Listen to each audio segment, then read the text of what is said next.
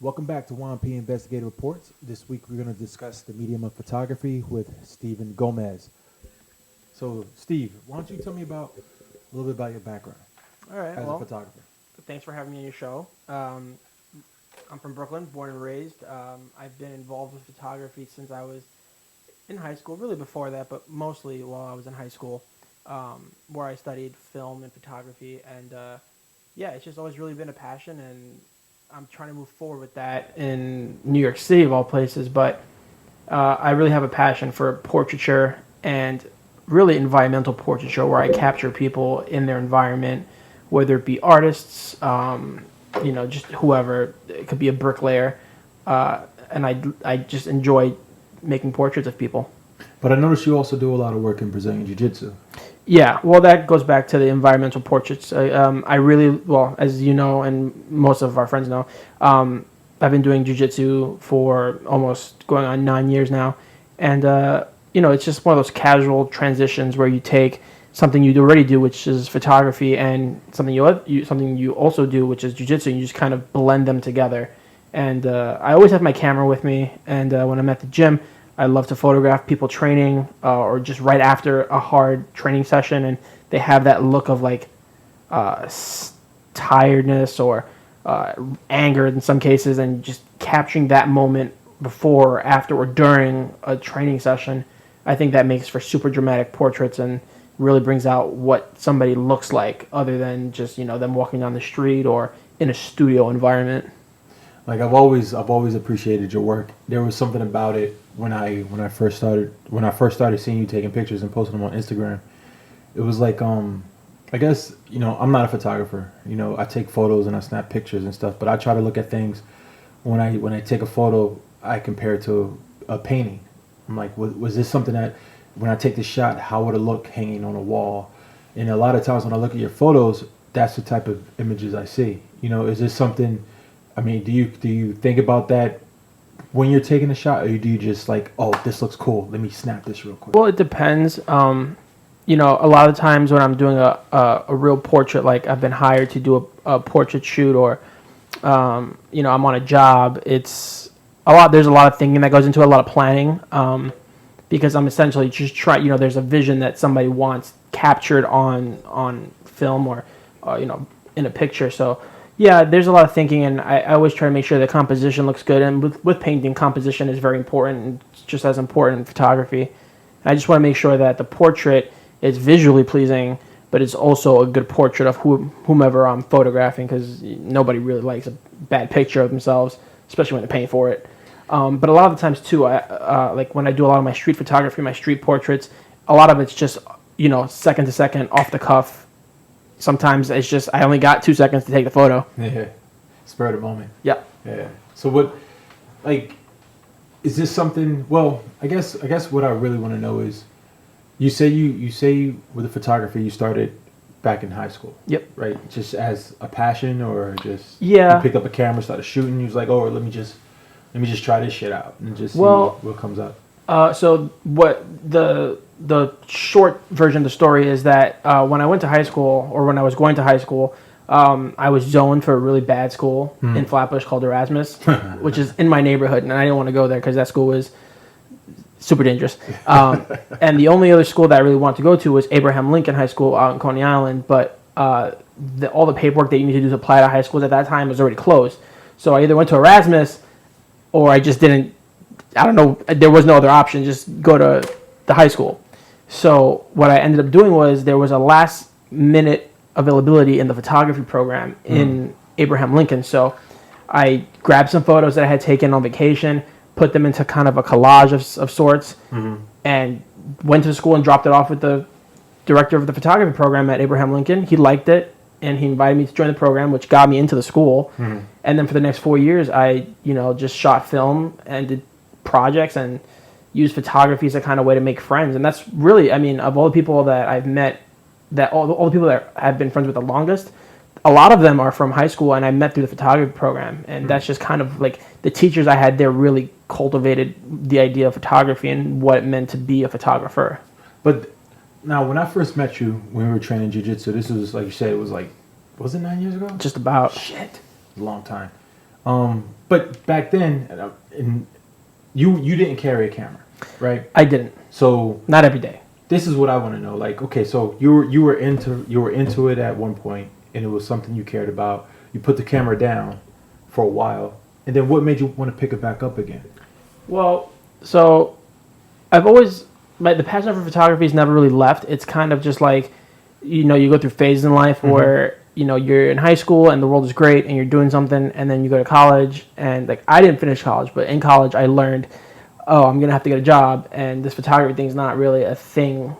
It's in that weird transition phase where digital is becoming a real thing and film was dropping dead. So I was like, and I ended up transitioning into the artist, or do I want to make money? Right. And since then I've learned that it's better to do something you love and be poor. But so I ended up leaving photography for a little bit. I always took photos. I always shot when I could, but I never carried a camera with me regularly like I do now. And I never looked to make money with photography. Mm-hmm. But when I met you and, we were training early on, I did shoot. I didn't carry a camera with me. Mostly I started getting serious about it when I realized that what I was doing for my day job, which at that time was working in IT, information technology, was not really bringing me any kind of happiness at all. So I was like, there's got to be something that I can do that I enjoy that I can maybe make some kind of living at. Yeah. Currently now I'm shooting, still not full time, but I'm making more of a living doing that than anything else. Mm-hmm.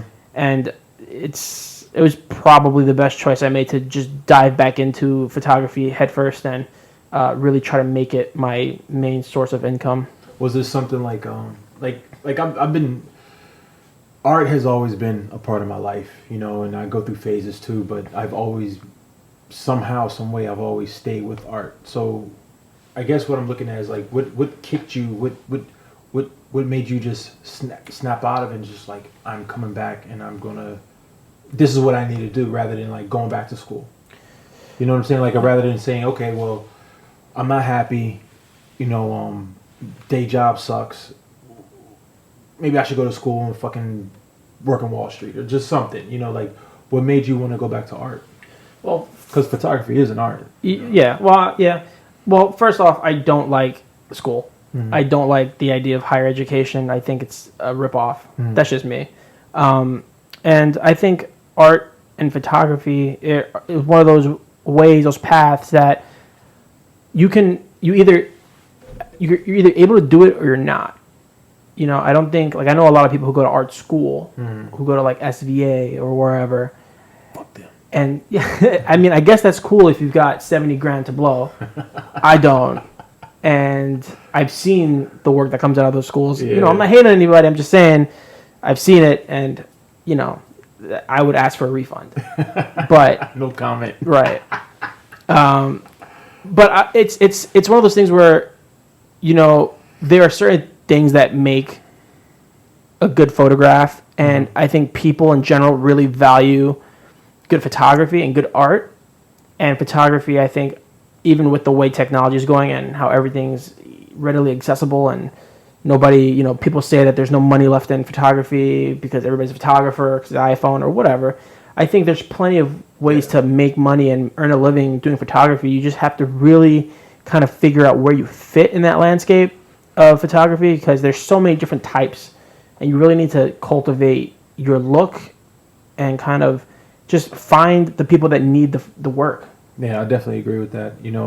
Just as a visual artist, it's like I do design, illustration, painting, murals, whatever. To me, it's all the same. But yeah, it's like you either got to reinvent yourself every couple years. You have to stay relative. You have to be consistent with your style and always just evolve on your style. Yeah.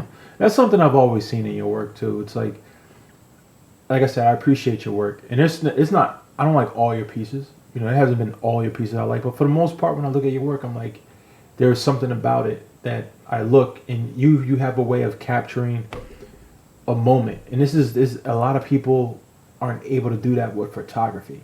They're not able to just, and I don't know, I'm not a photographer. I don't know how photographers do this, but I've noticed in your work, you're able to just capture, it's either an expression or a moment or a feeling within your portraits, and I think that's so powerful.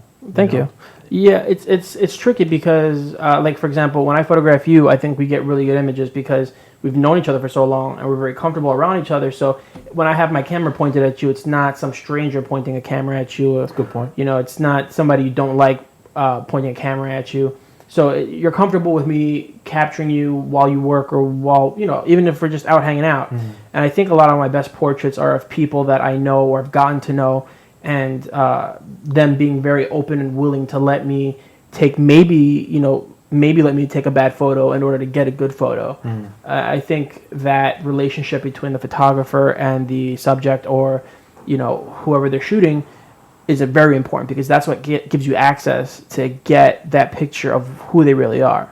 Because it's very easy to see somebody and pass a judgment, or, you know, just meet somebody for the first time and kind of get an idea who they are. Mm-hmm. It's another thing to really get them to open up and relax. And when you can catch a picture of that person being them, totally, you know, unaware of, or even just ignoring the fact that you're taking a picture of them, that's when you see who they are. And I think that's what brings that power out of a photo, or that, like, pop out of a photo, when you see somebody in there, you're just like, oh, yeah, that's totally them. That's not them, you know, being aware that they have a camera pointed at them. They're not posing. Yeah. It's very natural.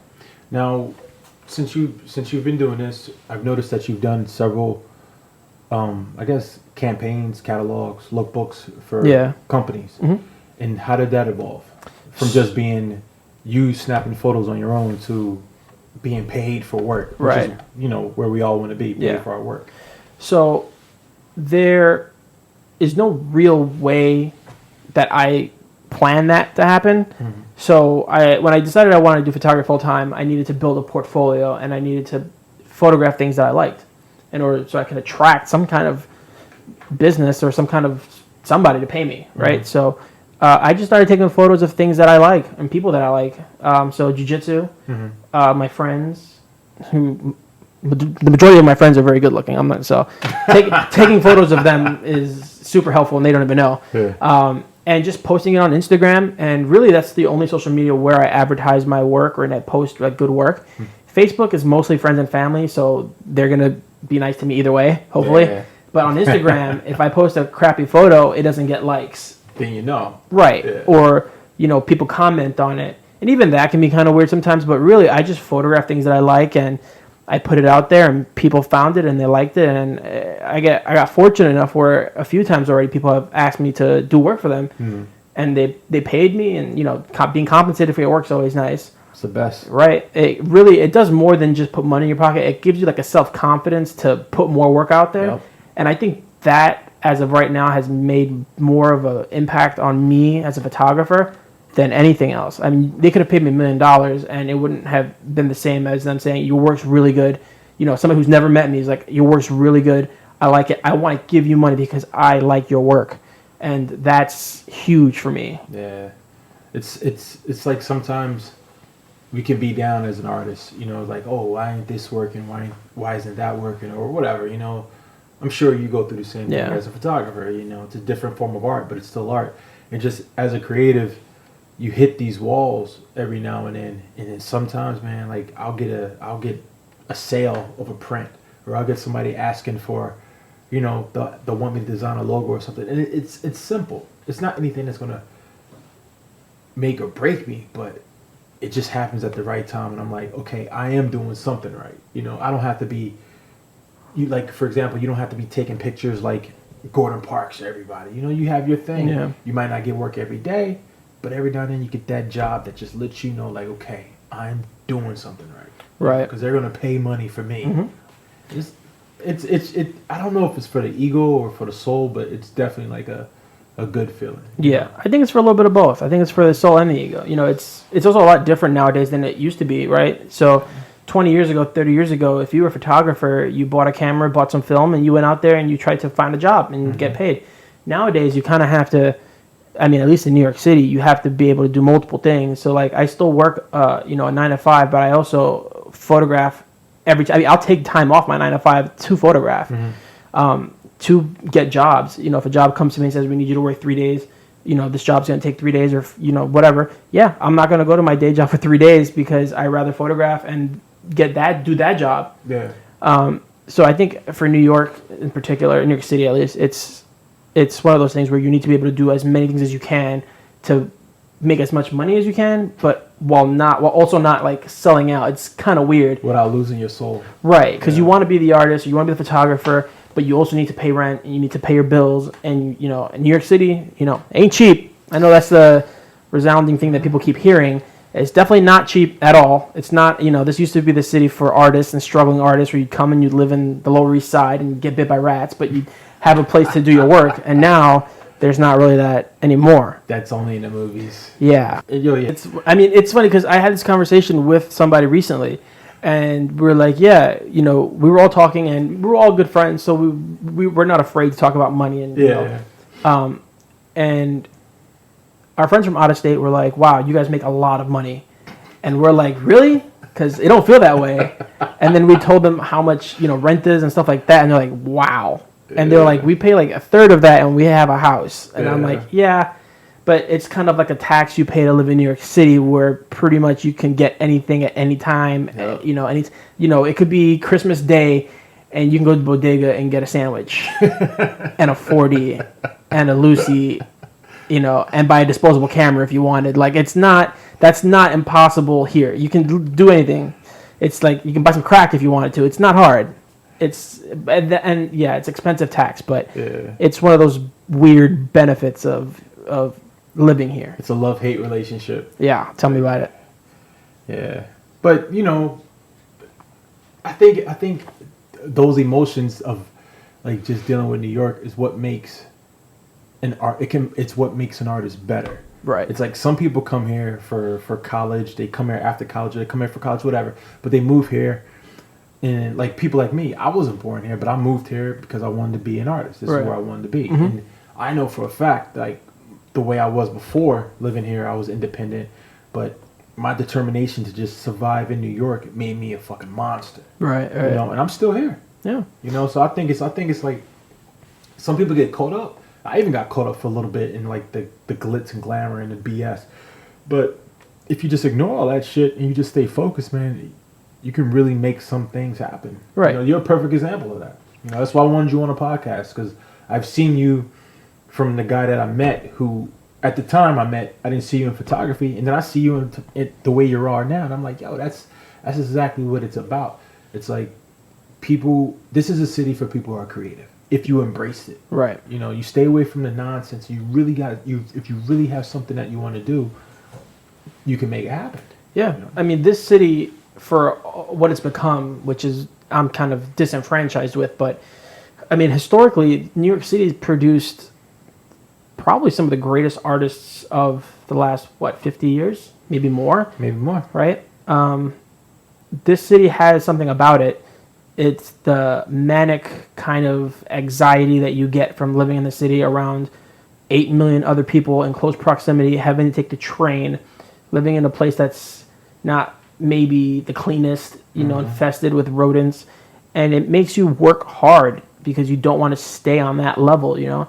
Whenever I think about New York City and the art scene, or just what it's like to be an artist in New York City who's not famous, I think about it like in levels or tiers. You know, on the bottom you have the struggling artists living in really bad conditions, and they're trying to be as creative and work and make as much art as they can so they can move to that next level. And eventually you make it to the very top, hopefully, if you work hard enough and you get lucky, because a lot of it is luck and who you know. Definitely. But you make it to the top where you're that the photographer, the artist that wears the sunglasses indoors and that wears the leather jacket at every time of the year, no matter how hot it is. Even to the beach. And people want to be your friend, and people want to shake your hand, and you get to tell them, no, you can't sit with me. And that sounds weird, but that's what, I mean, I think every artist, whether they want to admit or not, is more self-absorbed than the average person, because in order to be a good artist, you have to really care about yourself more than anything else. Yeah, man. Because you're the only one that's going to make that kind of art that you care about and that will sell. I've said it many times I hate to say it, but I've said it many times to like women I've been involved with, and I'm like, you'll never be more important than my art, you know. You know, that's where I'm at. That can be hard to hear for some people, and I think it's harder for people who aren't artists or who aren't used to being around artists to understand. when you create something, it comes from you. It's a part of you. It's almost, it's almost sort of like having a child of some kind, because you make a piece of art that you love so much because you put so much effort into it, right? It could take any amount of time to make, and you just want it to do well. You want people to like it. You want people to see it. You want people to appreciate it. And I think, in order to do that, you have to be kind of selfish. And I know a lot of photographers who are like that, who are just very selfish. I've torn up a lot of my work. Just straight up just tore it up, burnt it. Canvases, just, I don't know, you get that point where it's just like, I don't like what I'm doing. I understand.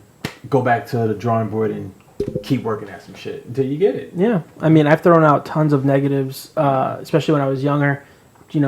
I think I've told you this story before, but during high school, I used to use my camera as a way to try to get to know people.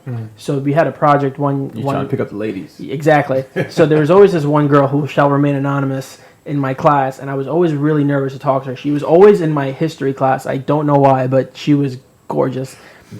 But I still keep in contact with her today. But at the time, I was, fat nerdy kid in high school with a camera, and in order to talk to her, I was like, hey, can I take your picture for my school project, for my photo project?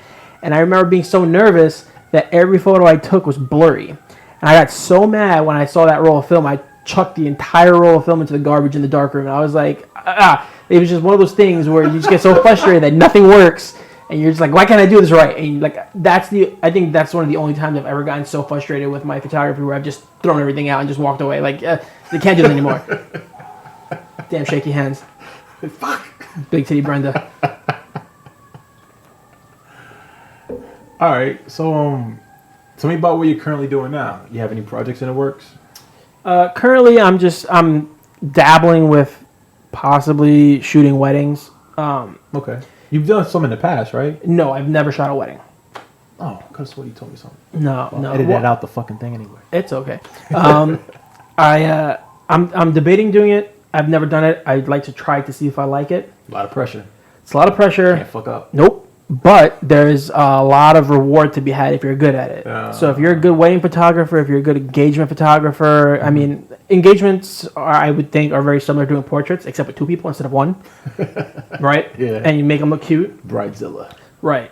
The weddings I've never done, but I know a few wedding photographers that I might tag along with and shoot, just to get the feel to see if I like it. My workflow is a little bit more slower paced. I like to really talk to the person while I'm photographing them to get to know them and make some jokes, and that's how I get the photos I get, because I'm comfortable. Right, because I want them to be okay with me taking their photo, which you never know if it's gonna be good or bad.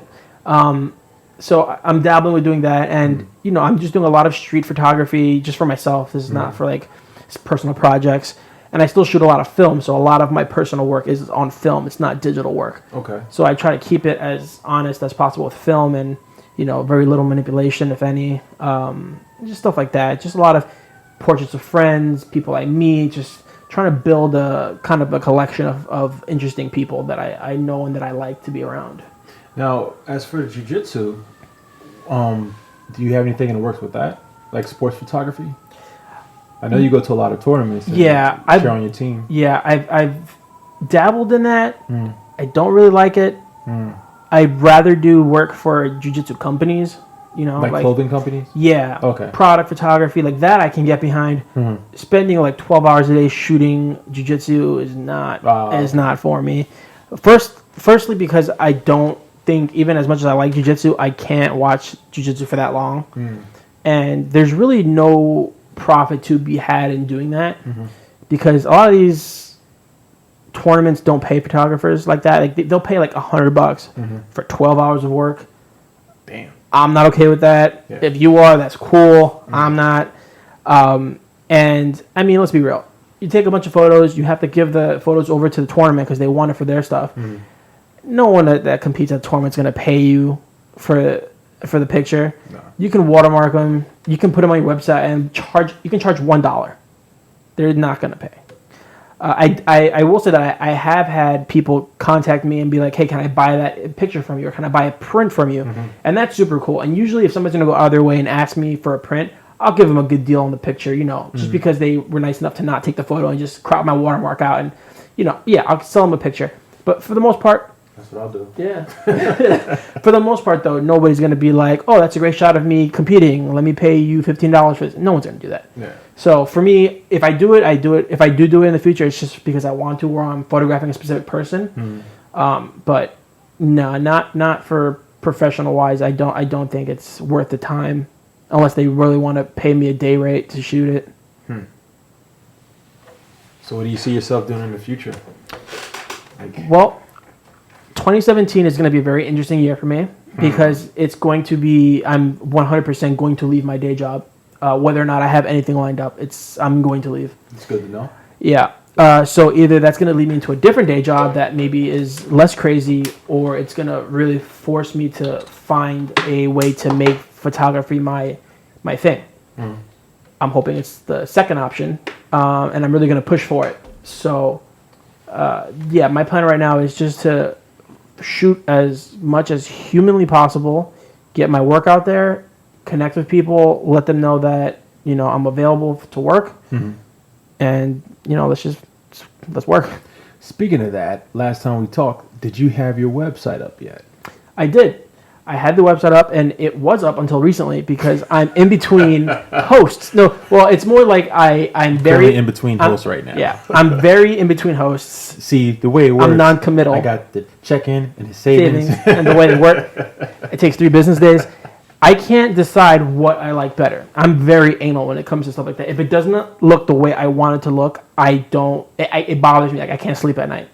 So I was with one company, and now I'm trying a different company. And again, within by the time the new year rolls around, the site will be up. I have 30 or 40 images I have already ready to put on the site. Okay. Everything's right. I just need to calm my inner OCD, find something that's suitable and that's clean. I just want the focus of the website to be on the pictures. Believe me, I know, man. The pictures, my email, my phone number, and then that's it. My site changes every month. I know. I get an idea and I change it. But at least yours looks good every time you do it. Mine looked like it was made with a potato. It was terrible. It looked like somebody threw a potato at the screen and was like, that's your website. Deal with it. Yeah. All right, so before we wrap up, I think you told me a pretty good deal about why you're a photographer and, the passion behind a lens. But there's 2 things I want to know. One, what keeps you motivated? Because I'm sure I know, it's being creative ain't easy.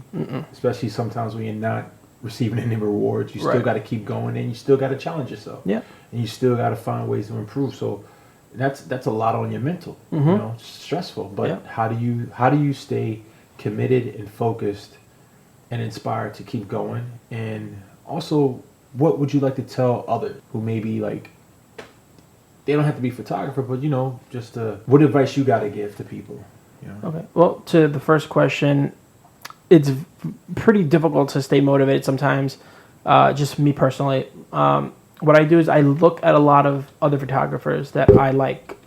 I try to reach out to as many photographers that I know and ask them that same question. How do you, if you're not getting a lot of jobs, what do you do to stay in a positive mind or stay in a creative mindset? And I think a lot of it comes down to how bad you really want this, because that saying goes, if it was easy, everybody would do it. So I look at a lot of photographers, especially older photographers, even some that have already died, and I kind of try to learn as much as I can about the people who came before me.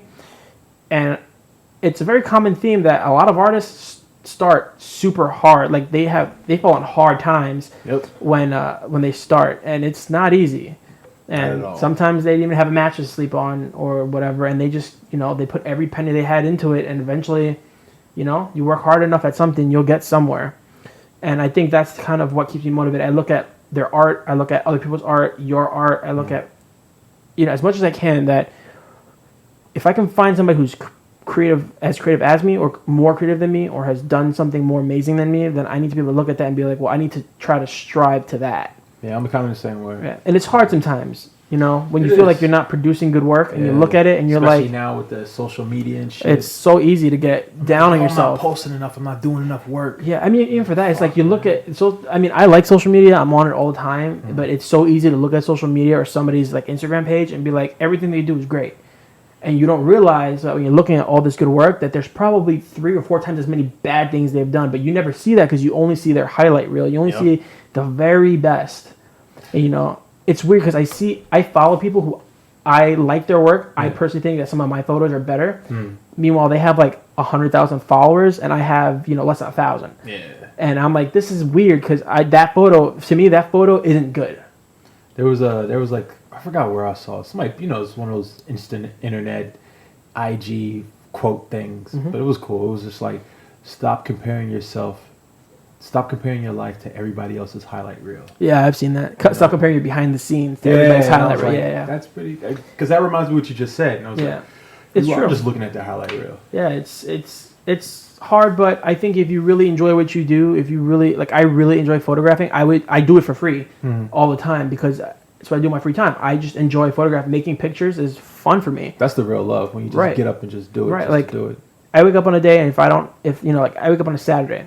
It's my day off. If I don't have a shoot booked, I still wake up and I still take my camera. I put in some film or I put in a memory card, and I go out and I make some pictures. And, you know, maybe they're good, maybe they're bad, but I make them, and I try my best to make every click count, make every photo interesting, try to tell a story. You know, every day I try to put something together in a photograph that means something. Doesn't have to be anything groundbreaking, but it needs to mean something. Has a purpose. Right. It needs to tell you something. You need to, like, the best feeling I get is when I show somebody a picture that I've taken of them or taken in general, and they don't have the words to describe how it makes them feel. And I've had that happen a few times. It doesn't happen very often, but it's happened a few times where I've shown them a picture and they're just captivated by the photo I've taken. And for me, that's great. That for me, like, that's what I strive for. I want to make a picture or a piece of art or something that really just leaves you like, wow, how did you get that picture? How did you, like, capture that moment? And that's ultimately my goal. Like, when I see your pictures, well, particularly the ones of me that you've taken, it's like when most people take my picture, they snap a photo, I don't like it. Unless I'm, like, posing particularly to take the picture. I don't really like it. And when I first saw the set that you took of me in my element, it was just like, that's how I see myself. You know, and it was cool because it was like, when I see pictures of me, I'm like, I look stupid, or I just look fucked up. And then when I saw those pictures, like, that's exactly how I see myself in my head. Yeah. No, I mean, it might sound weird, but it's just like, I know when someone takes a picture of you, oh yeah, that's how you look. You see it, but it's different. I know what you mean. I'm the same way. I don't like being photographed. I don't like being in front of the camera. I'd much rather be behind it. Yeah. But every once in a while, somebody who's, you know, a good photographer, our friend Rick, he'll get a photo of me, and I really like it, and I'm like, that's what I feel like I look like. When you look at a photo of yourself, right? Yeah. Like, sometimes you look at a photo of yourself, and you're like, I don't recognize that person. But when you can look at a photo and be like, oh no, that's exactly how I feel like I look. Yep. Then you know that photo is a good photo. Does the composition have to be perfect? No. But, you know, if everything comes together in the picture to give you a feeling or to make you feel some way, then that's what makes the photo good. And to your second question, really, I mean, I'm still really trying to figure that out myself, like, just like what kind of advice to give myself. But I mean, really, from everybody I've spoken to and from everything I've tried, you just gotta find what you like and strive to find a way to make that your full-time thing. I've learned from the day job that I have now, that I've been working on for the last 6 years, man, if you go into the same place every day for a set amount of time and you don't have any passion behind it, you are going to slowly die on the inside. Some people are really good at that, right? Some people are really good, like my dad. I mean, I don't want to speak for him, but, you know, he works in an office for a big company. He's been doing it since I was a little kid, every day, 9 to 5, for the last almost 30 years. And he did it because he had a family. He had to, you know, pay the bills, and he probably doesn't love it, but he enjoys it enough, or, you know, maybe he does, or at least he just got used to it. Right. I think our generation, we're kind of spoiled because our parents did that, and now we have the ability to find something that we really like, and because of the internet, we can use that to make it our living. And I've really come to the realization that if you want to have a happy life, you need to be doing something every day that you enjoy. Maybe not making $1 million at it, but, you know, if you can make $100 at it a week and turn that into $200 a week. Just really, it sounds so cheesy, and I never thought I'd say this, but you really need to find what you love and just do it, because if you don't, you're going to be miserable, and it's going to affect every other part of your life. It's going to turn you into an angry person like me. I agree 100%. Years ago I walked out of a job because of the same reason. And now I'm kind of in the same position. It's just like, it's the day job thing. It's like I have a passion and I'm good at it, obviously. It's like I'm making a living off of it. But I always think about, okay, I'm putting in 8 hours for this company instead of 8 hours for my own company. Yep. And I come home after like a day of, I train jiu-jitsu, I go to work, I still got to come home and make some art. Yep. It's like, I barely sleep. That lack of sleep is making me a fucking monster. No, I understand. I totally understand. I crash on the weekends, man, because I don't sleep during the week. Yeah. On the weekends, I'm out. I don't wake up. And that's the grind everybody talks about, right? Especially here in the city. Yeah. You got to have, to be honest, there's very few people I know who are our age who work only one job and make enough money where they're comfortable. Yeah. And we're like, it's almost impossible to have one job in New York City unless you're like in finance, where you're making enough money to live, have a good life, and save money. Like, most people I know our age are working 2 jobs, maybe 3, but at least 2. They're doing their main thing during the week, and then they have a side thing that brings in like pocket money. Yeah. And it's weird, I guess. It sucks to an extent, but I think if that second job is something you really like, then it's not really work. Because I've never felt like, I work 50 hours a week, and then on the weekend, if I have a job, I'll work 6-7 hours shooting. It's different. It doesn't feel like work. I leave that shoot and I feel perfectly energized. I don't feel like I've been drained. I had fun most of the time, and I feel like, oh, this is great. This is a lot of fun. I'm gonna do it again tomorrow. It's not like, oh, I have to go to Monday. I have to go to the office and I have to sit in my chair and I have to look at Excel spreadsheets all day. Like, it's not. It's very different. The mental state you're put in when you're doing something you enjoy versus you don't is totally black and white. Yeah. Damn, that had me thinking for a second. You look deep in thought. Yeah, it's like, I wouldn't change the fact that I'm an artist for anything. I enjoy being an artist. I love it. It's I don't know. I don't even think the word the word artist expresses what the fuck I do. Mm-hmm. I'm just creative, and I enjoy that. That's why I want to have these talks and just to get inside of other creative people. I think it's important, man. I don't see enough creative people talking about what's behind them. People always talking about the good old days or what they're doing with the money, and I'm like, nah. Talk about being creative. Talk about right. You know what I'm saying? I like your story. I feel it's important. It's something that I've witnessed, and I just want to share it with people. Thank you. I appreciate it. I'm trying to be as organic with my work as possible. Like, a lot of people get trapped, like you said, in the whole thing about money, and money's important. And like I said, it's nice to be compensated for your work, but art is not something that comes from money. No. Art is something that you create out of a vision and a passion, I think. I don't know any great artist who was rich, who made good work because they were rich. If that makes sense. Like, I don't know any artist who was like, well, I was born rich and I just happen to be a great artist because I have all this money. There's something, I think even if you took somebody, there is a photographer, William Eggleston. Mr. Brainwash. Fucker. There's a photographer, William Eggleston, and he's probably one of the more popular modern photographers, modern artists. He was the first person to have a color retrospective at the MoMA, I believe. I might be wrong, but I'm pretty sure it was him. He was the first one. And he comes from a very rich family. He's like crazy rich white guy from Kentucky, I believe. Okay.